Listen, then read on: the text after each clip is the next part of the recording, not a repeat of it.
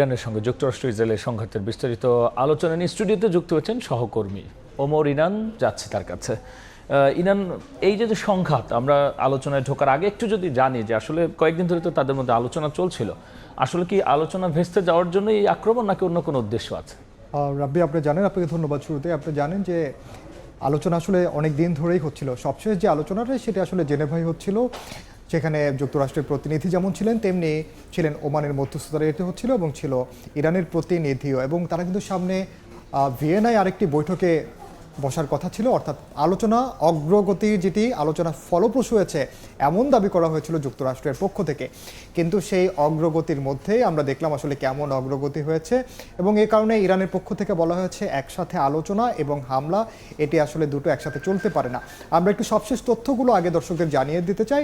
আজকে যে সংঘাতটি শুরু হলো নতুন করে আবারও ইরান এবং ইসরায়েলের মধ্যে এবং যুক্তরাষ্ট্রের মধ্যে, সেটি আমরা দেখতে পাচ্ছি যে ইসরায়েলি হামলায় ইরানের স্কুলের শিক্ষার্থী নিহত হয়েছে। আপনি জানেন যে শুধুমাত্র শিক্ষার্থী না, একটি এলিমেন্টারি স্কুলে হামলা চালানো হয়েছে ইসরায়েলের পক্ষ থেকে, এবং সেই হামলায় 51 জনের বেশি শিশু শিক্ষার্থী যেমন আছে তেমনি আরও 20 জনের বেশি বেসামরিক নাগরিকও রয়েছে। প্রতিরক্ষা মন্ত্রণালয় পরমাণু শক্তি সংস্থা সামরিক কমপ্লেক্সেও হামলা চালানোর দাবি করেছে মূলত ইসরায়েল, এবং বেশ কয়েকটি শহরে বিস্ফোরণ হয়েছে। এমনকি খামেনির যে বাসভবন, সেই বাসভবনেও হামলার দাবি করেছে তেল আবিব, কিন্তু এখন পর্যন্ত নিশ্চিত নয়। তবে ইরানের পক্ষ থেকে বলা হয়েছে প্রেসিডেন্ট মাসুদ পেজেশকিয়ান এবং ইরানের সর্বোচ্চ ধর্মীয় নেতা আয়াতুল্লাহ আলী খামেনিকে নিরাপদ স্থানে সরিয়ে নেওয়া হয়েছে। তবে তারা কোথায় আছেন এটি এখন পর্যন্ত স্পষ্ট করা হয়নি।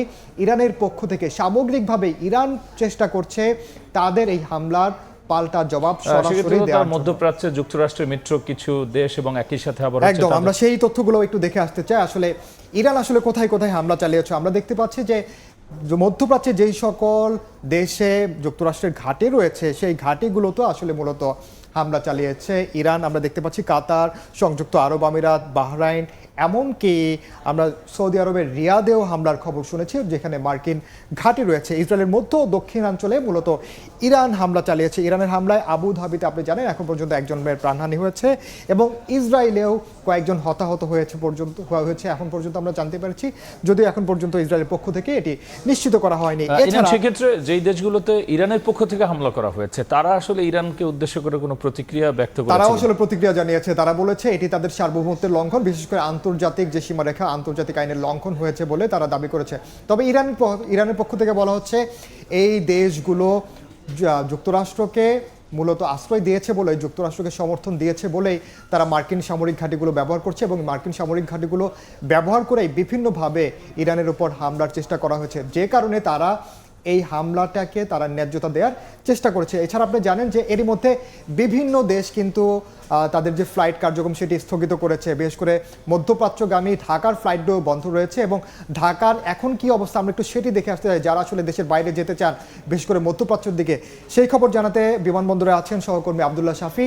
যাব তার কাছে, জানবো সবশেষ খবর। শাফি, জানাবেন, আমি দেখতে পাচ্ছি অসংখ্য মানুষ ভিড় করেছেন, তাদের কি অবস্থা?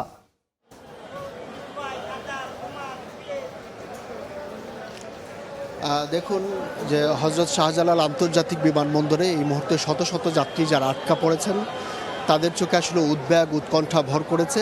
তারা দুশ্চিন্তায় এখন সময় গুনছেন, কারণ তারা ইতিমধ্যে জেনে গেছেন যে ইরানে মধ্যপ্রাচ্যে যে যুদ্ধ শুরু হয়েছে সেই যুদ্ধের কারণে তাদের বাংলাদেশ থেকে যে সমস্ত ফ্লাইট মধ্যপ্রাচ্যে যাবে সবই বন্ধ করে দেওয়া হয়েছে, স্থগিত করা হয়েছে। এই ঘোষণা, এই নির্দেশনা এখন পর্যন্ত এইখানে যারা অপেক্ষমান যাত্রী আছেন তারা সবাই জেনে গেছেন। তবে তাদের যে উদ্বেগ সেটি হচ্ছে যে তারা কতক্ষণ পর্যন্ত এখানে অপেক্ষা করবেন। বিমান বাংলাদেশ যে একটি নির্দেশনা দিয়েছেন যে আগামী পরবর্তী নির্দেশনা না দেওয়া পর্যন্ত যাত্রীদের অপেক্ষা করতে হবে, কিন্তু সেই সময়টা কতক্ষণ, 12 ঘন্টা নাকি 5 ঘন্টা, 10 ঘন্টা, এই কারণে আসলে এখানে যাত্রীরা অপেক্ষা করছেন। তারা কেউ কিছু বলতে পারছেন না যে কতক্ষণ লাগবে এই যে স্থগিতাদেশ ছুটতে। তবে এইখানে যারা আছেন তারা কিন্তু অনেকেই যে ঢাকা শহরের বাসিন্দা, ব্যাপারটা এইরকম নয়। যারা মূলত মধ্যপ্রাচ্যগামী যারা আছেন, প্রবাসী বাংলাদেশি, তারা দেশের নানা প্রান্ত থেকে এসেছেন। তারা এখন কি করবেন? তারা হোটেলে উঠবেন নাকি তারা তাদের গ্রামের বাড়ি চলে যাবেন? আর যদি তারা চলে যান তাহলে কবে নাগাদ তাদের কি হবে, ফ্লাইট কি হবে? কারণ তাদের যে দুশ্চিন্তা দুশ্চিন্তার জায়গাটা সেটা হচ্ছে যে তাদের অনেকেরই ভিসার একটা নির্দিষ্ট মেয়াদের ব্যাপার আছে, যে ওইখানে গিয়ে ভিসার মেয়াদ বাড়াতে হবে, হয়তো অল্প কয়েকদিন বাকি আছে। এই কারণে কিন্তু তাদের এই দুশ্চিন্তাটা ভর করেছে। তারা এইখানে যারা অনেকে আত্মীয় স্বজন নিয়ে এসেছেন তাদের মুখে কিন্তু এই চিন্তার ভাঁজটা দেখতে পেয়েছে। অনেকেই কিন্তু ছিলেন যারা বাইরে আটকা পড়েছেন, অনেকের বোর্ডিং পাস হয়ে গিয়েছিল এবং তাদের স্বজনরা বাহিরে অপেক্ষা করছেন, যে যাদের বোর্ডিং পাস হয়ে গেছে তারা ওইখানে বসে আছেন। তাদেরকে কি ভিতরে বাহির করে বেরিয়ে আসবেন নাকি অন্য কিছু? এবং ওমরা যাত্রী যারা ছিলেন তাদের মধ্যেও কিন্তু একই ধরনের সংখ্যা, কারণ তারা উমরা করতে যাচ্ছেন পবিত্র একটি কাজে, সেই জায়গায় তাদের বাধা আসলো, তাদের এই উমরা হজ আবার কবে করতে না করবেন সেই বিষয়গুলো আছে। তো এখন পর্যন্ত আসলে শাহজালাল আন্তর্জাতিক বিমানবন্দর যাত্রীদের আসলে এই উদ্বিগ্নতা নিয়ে অপেক্ষা করা ছাড়া আর কিছু নেই। এই ছিল এখানকার সর্বশেষ পরিস্থিতি।